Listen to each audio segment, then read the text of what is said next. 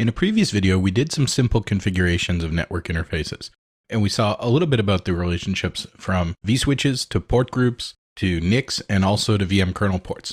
So we may not necessarily want to combine the same network interfaces with different types of traffic. In this case, we can see that on my vSwitch 0, I have virtual machines that I'm hosting on a virtual machine port group and also the VM kernel port, and I'm using two NICs.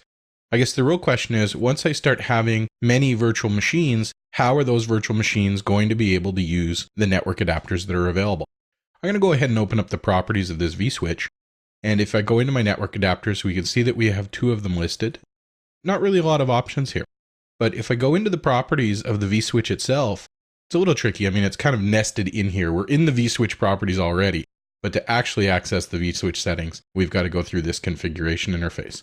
So if I click Edit, we can see that we have some security options. Whether we're going to allow virtual machines to run in promiscuous mode where they could sniff other virtual machines' traffic, whether they're going to be able to change their MAC addresses or forge IP transmits. Of course, normally we don't want to allow those things, but if we're running network load balancing, for example, inside VMware, we may need to turn those things on. So in this case, I could set one set of defaults at the vSwitch, then I could create port groups with different options, or create completely separate vSwitches, but then I'm going to need to have separate NICs. Now that could be a good way to do things, but we're potentially going to have a lot of network interfaces, and it can add to a bit of complexity. If we take a look at the traffic shaping options, we can actually specify that for whatever is attached to this vSwitch, that we're going to limit them to an average bandwidth of whatever amounts of kilobits per second we think is appropriate. We can specify what their maximum transmission rate should be, and they'll be able to send at that rate for a certain amount of traffic, and we can set the burst size for that. But when we get into the NIC teaming, we'll see that we've got quite a few more options, and it's definitely worthwhile to understand how these are going to work and how it's going to impact how virtual machines actually use the network interfaces that are available. So we can see that down in the lower section of the screen, I've got both adapters marked as active. Depending on the load balancing options that we use, and depending on what type of traffic we're carrying there, we may or may not be able to do this. For virtual machine traffic and the VM kernel interfaces that we use to manage the system, we can use the load balancing options, but the default mode is route based on the originating virtual port ID. And effectively what happens in this mode is when a virtual machine is started, its virtual NIC will be associated with one of these physical NICs. And that association won't change unless the virtual machine is restarted. So over time, if our virtual machines have reasonably the same workload profile, we should achieve a certain degree of load balancing this way, and it just works. Each one of these NICs is attached really as a switch uplink, and the vSwitch can maintain various MAC table entries for many MAC addresses associated with it. So that's no problem. But we have a couple of other options here. We can see that we can use the IP hash mechanism or the MAC hash mechanism. Actually, the MAC hash mechanism is pretty well depreciated. If you want to do actual load balancing, then what we can look at is route based on IP hash. Now in this case, we're really creating a NIC team. There's really two protocols that we can use to do that. We have 802.3 AD, which is simple static ether channel, typically is what it's called in Cisco, but does not use the link aggregation control protocol. That is 802.1 AX, although a lot of people refer to it along with 802.3 AD, but that's not supported in the standard vSwitches. If you use the distributed vSwitch, then we can actually say to load balance based on load. But what these do will basically allow us to associate the same virtual machine across multiple NICs. So rather than sharing a NIC like they would typically, one vNIC inside our virtual machines potentially could go out over multiple different network interfaces. So we're going to have to set up Ether channel in a static way. So it's going to require some coordination with our switch management team. And really what we want to do is have one Ether channel for all the interfaces that make up this vSwitch. And it's very important that we do that. If you try to set them up as, two NICs in one team or one Ether channel or two NICs in another Ether channel, you'll have problems, and that's not supported. For all the NICs that go into this vSwitch, now or in the future, on the switches, they're going to have to be associated with the appropriate Ether channel. If you move into the distributed vSwitch and you move over to LACP, we can actually achieve much more load balancing, and we can actually rebalance network connections while there's activity on the system, and we can dynamically rebalance. None of those things actually happen here without the distributed vSwitch. If you're doing this, you're going to need to make sure that it's all set up correctly. You'll notice that there's a bit of a warning here telling you that you're going to have to set your switch up and it's going to have to be done the same way for all port groups using the same set of uplinks. It should go out and touch all our port groups automatically, but we definitely want to make sure that it does. So it's a good idea to go through our different port groups and our VM kernel ports and make sure that it's either not overriding, or if we do decide to mark it explicitly this way, that we choose the right options. And I've heard some cases about the management network not always inheriting these settings correctly. So definitely a good idea to go in and make sure, because all these overrides are set, that it is done correctly. So we might want to take off these overrides or override it manually to be the right option. I guess that's the default environment, is just to block those. So if you've already removed and recreated your own, you might not have this problem, but out of the box, it does do this override. So we want to be aware of that. Now, depending on how we're actually connected, we may or may not be able to do network failover detection. So if we just check for the link status, that could work well, but all it's really telling us is that that network interface is connected to an upstream switch.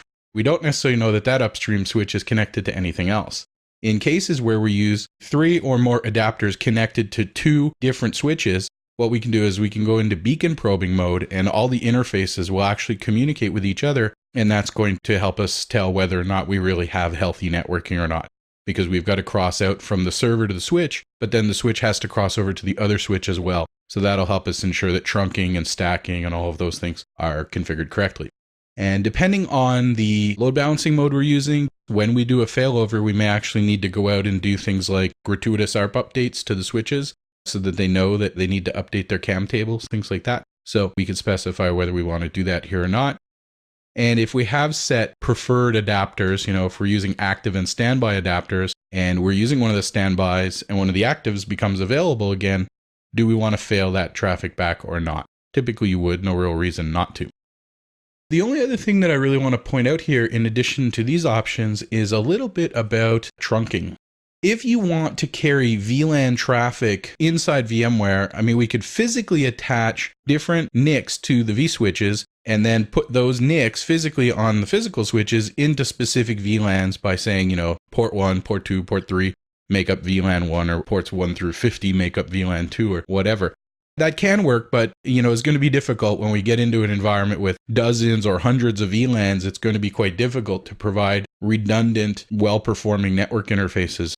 If I go into, say, this VM network port group, I can go into its properties and I can just provide a VLAN ID. Now, this is actually going to require us to be configured in a pretty specific and special way. When you want to do VLANs within a single switch, it's normally easy to do. We actually can't do that in a VMware vSwitch, but typically on a switch that supports VLANs anyway, we could pretty easily go in and just say port 1, 2, 3, and 4 goes with this, and 5, 6, 7, 8 goes with something else.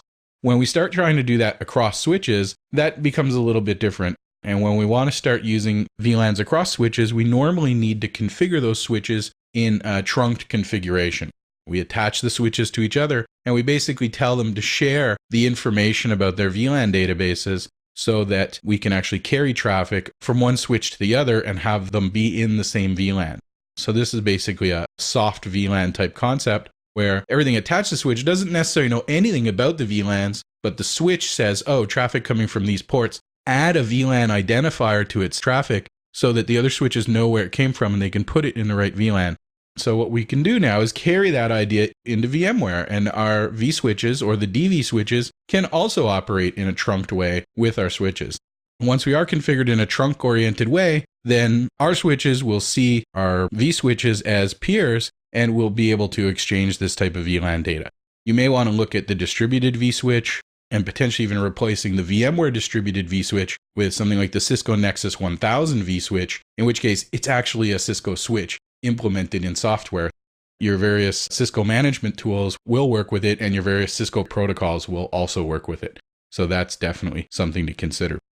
So that can all be useful and is going to require quite a bit of coordination with your network management team, but it's definitely well worth doing, and definitely review the VMware literature talking about the different load balancing modes, what the configuration on your network gear has to look like, and different ways that we can plan how to carry traffic. So these load balancing options are available for virtual machine traffic and also for management traffic for VM kernel interfaces, but we can't use them with iSCSI or with vMotion. However, we can use them with NFS, So if you're using NFS storage, typically we're going to want to dedicate certain NICs to that. If we want to team those NICs, then we can do that.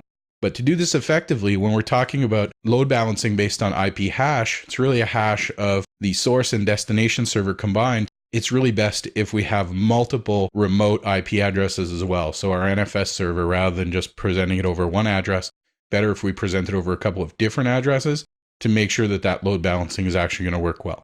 Most of the time, we don't really need to worry about that because we have lots of clients coming to a small number of servers. So the way the IP load balancing works is usually okay. But where we have a small number of IP addresses connecting to another small number of IP addresses, we may not have enough connections and so on established to actually make that load balancing work effectively.